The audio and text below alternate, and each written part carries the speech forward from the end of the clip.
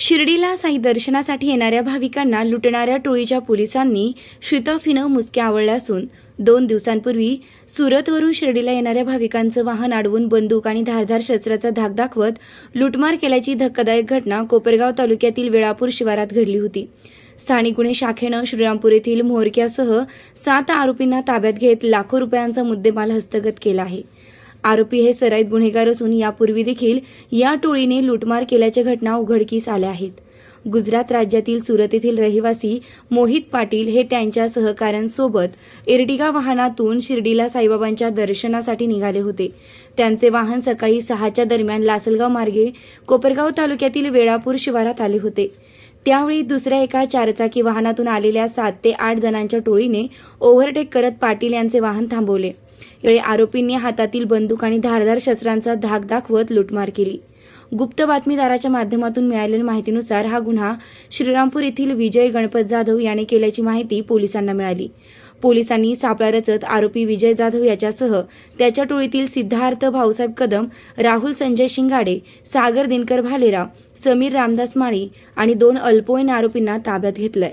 आरोपींकडून लोखंडी कत्ती, गावठी कट्टा, एअर गन, धातूच्या अंगठ्या, चैन असा 9,64,000 रुपये किमतीचा मुद्देमाल जप्त केला आहे। यातील आरोपी हे सराईत गुन्हेगार असून याआधीही दरोडा आणि जबरी चोरीचे 4 गुन्हे केल्याचं पोलीस तपासात समोर आलंय। तर आरोपींनी रोख रक्कम आपापसात वाटून घेत सोन्या चांदीचे दागिने नाशिक येथील एका सोनाराला विकल्याची कबुली दिली आहे।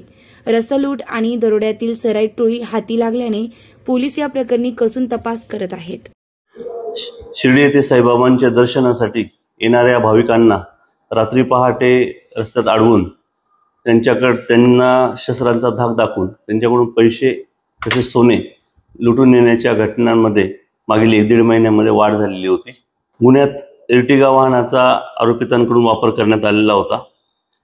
याबाबत कोपरगाव, संगमनेर तसेच नाशिक आणि संभाजीनगर ग्रामीण या विविध ठिकाणी गुन्हे दाखल झालेले होते। गुन्ह्याचं गांभीर्य ओळखून स्थानिक गुन्हे शाखेला जिल्ह्याचे पोलीस अधीक्षक श्री राकेश ओलासर यांनी तपासाचे आदेश दिले होते। त्याप्रमाणे स्थानिक गुन्हे शाखेचे API थोरात आणि टीमने सर्व घटनास्थळाचे CCTV फुटेज आणि इतर माहितीचे आधारे कोपरगाव तालुक्यातील पोहेगाव येथील राहुल शिंगाडे, सुएक खंडीजोड, विजय जाधव याच्यासोबतच अजून 4 साथीदार म्हणजे एकूण 7 जणांचे टोळीला ताब्यात घेतलेलं आहे। त्यांच्याकडून गुन्ह्यात वापरलेलं एर्टिगा वाहन, 2 एअरगन, 3 कोयते आणि 4 सोन्याच्या अंगठ्या असा ऐवज जप्त करण्यामध्ये स्थानिक गुन्हे शाखेला यश आलेलं आहे।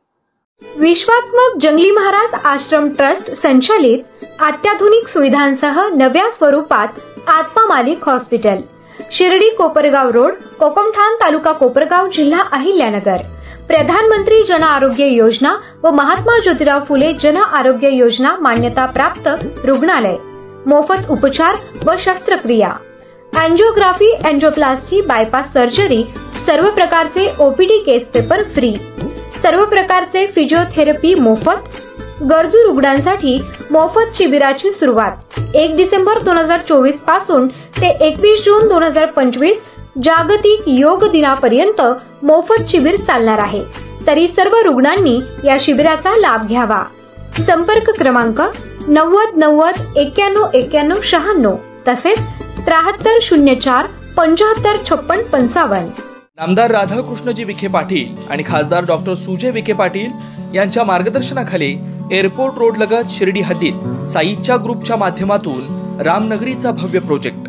वैशिष्ट्ये: शिर्डी एअरपोर्ट रोड लगत बस स्टॉप, शाळा, बँक 5 मिनिटांच्या अंतरावर, ड्रेनेज व स्ट्रीट लाईट, प्लॉटमध्ये प्रशस्त श्री राम मंदिर, साई समाधी मंदिरापासून 10 मिनिटांच्या अंतरावर, MSAB पोल कनेक्शन, 20 फुटी अंतर्गत रस्ता व दोन्ही कडेने सुशोभित झाडे, रहिवाशांसाठी अनुकूल, शिर्डी नांदुर्गे शिवरस्ता लगत साई परिक्रमा मार्गालगत, प्लॉट लगत 18 मीटर प्रस्तावित रस्ता। तर त्वरा करा, आजच आपला प्लॉट बुक करा।